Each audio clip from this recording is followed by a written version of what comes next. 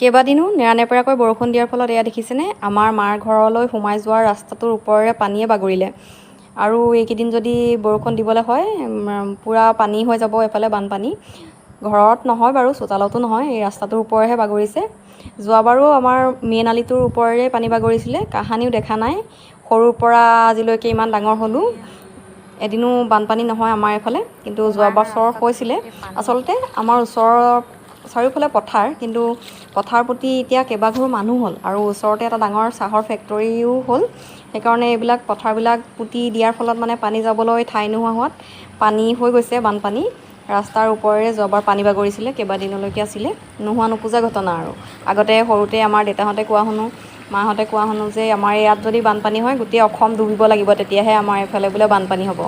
কিন্তু অসম ডুবিছে নুডুবিছে গম পোৱা নাই, কিন্তু আমাৰ এইফালে নোহোৱা নোপোজা ঘটনাটো হ'ল যোৱাবাৰ। এইবাৰো হ'ব যেনে লাগিছে, একেলেঠাৰে যদি বৰষুণ দি থাকে।